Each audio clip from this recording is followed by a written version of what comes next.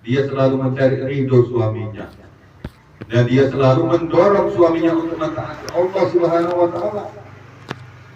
Bagaimana alim ulama katakan, satu orang istri yang mendorong suaminya untuk sholat berjamaah, maka istri ini akan mendapat pahala 28, sedangkan suaminya mendapat pahala 27. Istri yang sholat di rumah dapat pahala 1, maka dia mendorong suaminya untuk sholat di masjid, maka dia dapat pahala 27. 27 ditambah 1 jadi 28. Pahala-pahala suaminya ini akan ditransfer oleh Allah SWT kepada catatan amal istrinya. Inilah nikmat Allah Subhanahu wa taala. Sehingga nanti jumlah amal-amal istri sebagai istri yang soleh ini akan lebih banyak lagi daripada suaminya. Maka dia 500 tahun lebih dahulu masuk surganya Allah Subhanahu wa taala. Maka wanita-wanita ini harus dipahamkan bagaimana wanita-wanita ini semuanya wanita-wanita yang taat kepada Allah, tidak tersuasana dengan suasana keadaan, karena yakin walaupun dia punya suami, nanti dia akan masuk kubur juga sendirian saja. Walaupun dia punya anak, tapi dia tetap masuk kuburnya sendirian saja. Walaupun dia punya tetangga, orang tua, pamannya, bibitnya, pakleknya semua, kalau dia masuk kubur dia sendirian saja. Siapa kawannya? Kawannya hanya iman dan amal saja.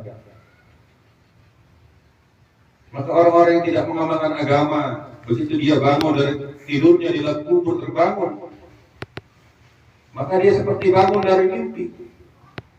Mana rumahku ya? Aku dulu punya rumah, aku dulu punya mobil, aku dulu punya bapak, aku dulu punya suami, aku dulu punya anak, aku dulu punya ini dan itu. Tapi kok sekarang aku gak punya apa-apa? Mana semuanya?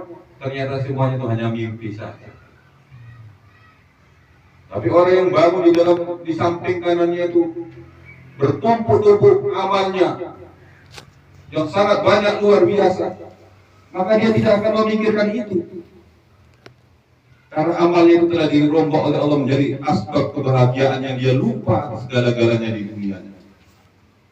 Saking nikmatnya itu, saking dahsyatnya kebahagiaan yang Allah berikan itu, walaupun dia menunggu hari kiamat 50.000 tahun, tapi seperti sholat 2 rakaat saja. Inilah hebatnya amal ini, bisa menyingkat waktu yang sekian ribu tahun itu menjadi seperti sholat 2 rakaat. Hebatnya nilai amal yang Allah berikan, pengaruh amal yang Allah berikan kepada kenikmatan seseorang. Tapi apabila dia tidak punya amal, hadirin, Masya Allah, penderitaan yang hidup panjang. Mungkin kita pernah tidur, kalau tidur itu kita bahasa Jawanya itu lindian. Seperti kita ditimpa sama batu itu, kan? Sehingga kita minta bangunkan, seolah-olah kita mau membangunkan sebelah pun nggak bisa. Padahal itu ada kawan kita tidur, ada orang yang berjalan ke sana kemari, kan? Tapi kita kayak lindian, kita berusaha membangunkan saudara kita pun supaya kita ini disenggol, supaya kita bisa terbangun, nggak bisa. Itulah bayangan siksa kubur itu. Banyak orang sini, tapi tidak bisa mempengaruhi daripada azabnya Allah Subhanahu wa taala. Seperti kita tidur yang kita lindian itu. Tapi kalau kita mimpi indah, lindian itu paling-paling nggak sampai 5 menit. Tapi perasaan kita lama sekali, tersiksa sekali kita yang di 5 menit itu, kayak bagaimana? Atau pada saat kita mimpi buruk itu, mimpi buruknya sebentar ya, kita tidur sebentar terus mimpi buruk, tapi kayaknya panjang lama. Tapi kalau kita mimpi yang indah, mimpi yang baik, mimpi baiknya itu sebentar aja. Nah, mimpi baiknya itu lama, kita tidur udah lama. Tapi perasaan begitu dibangun, Allah, enak-enak mimpi, enak, kita nolak. Yaitu bayangan sisa kubur, bayangan nikmat kubur gitu. Jadi pada saat amal-amal kita itu begitu banyaknya, dan semua amal-amal itu dibuat karena mencari ridhonya Allah Subhanahu wa taala, Maka hebatnya nanti amal-amal itu akan memberi kenikmatan kepada kita 50.000 tahun rasanya seperti sholat 2 rakaat saja.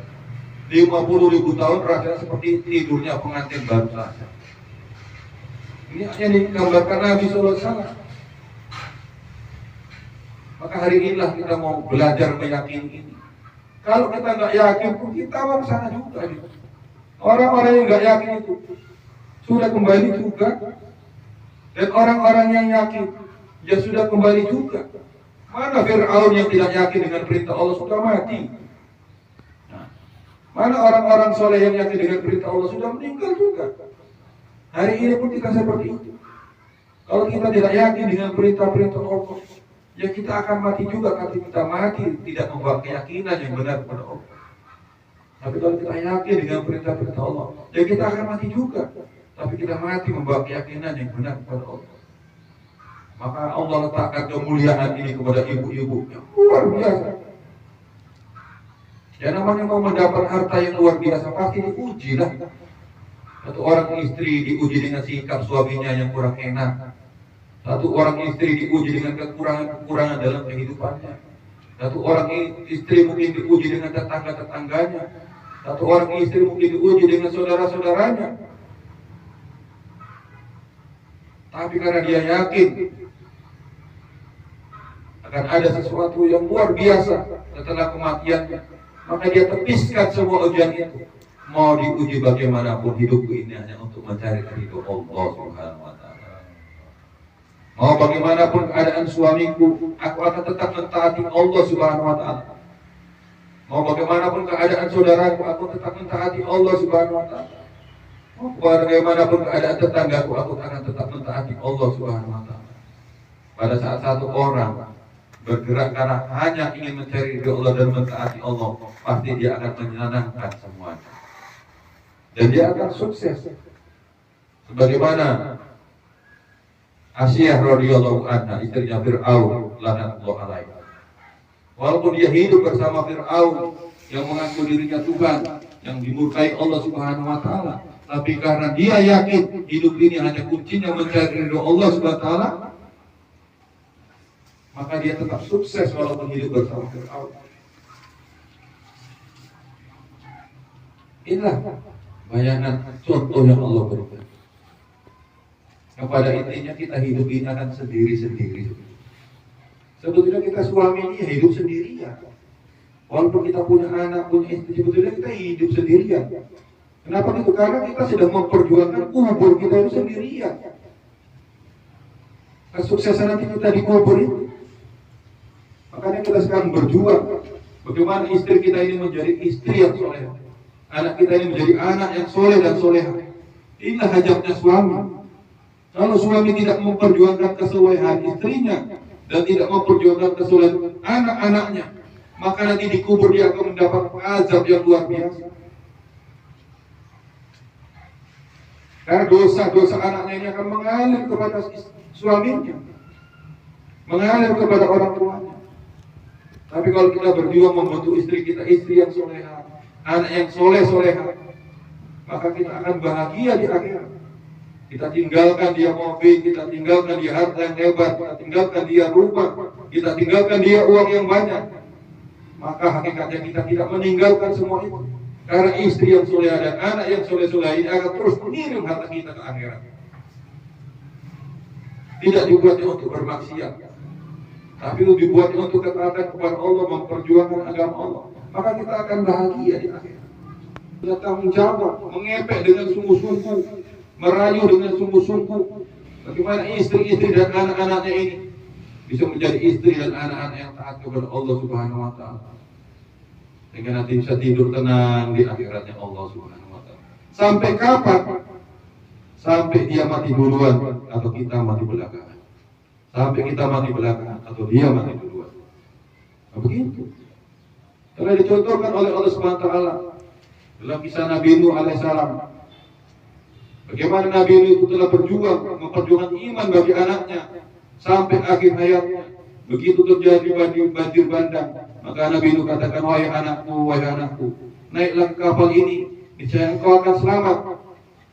Tapi anaknya menentang perintah ayahnya. Perintah Nabi Allah, tidak, aku akan naik ke atas bukit sana dan aku akan selamat. Maka dia disambar oleh air anaknya, maka anaknya pun mati. Setelah itu Nabi Nuh pun menangis. Ya Allah, bagaimana nasib anakku? Langsung Allah tegur dia. Nuh, kenapa kau menangis?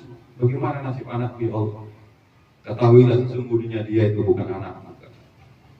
Nah, jadi prinsip terpetik satu pelajaran. Anak kita itu adalah anak yang soleh dan soleh. Istri kita itu adalah istri yang soleh. Yang kedua, kenapa Nabi Nuh itu bebas dari tuntutan anaknya?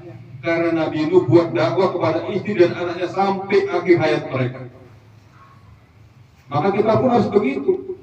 Kita buat dakwah kepada istri dan anak kita itu sampai akhir hayat mereka. Kadang-kadang kita lembut, kadang-kadang kita tegas, kadang-kadang kita marah. Untuk apa? Lembut, tegas, dan marah kita itu adalah untuk membuat mereka itu dicintai Allah.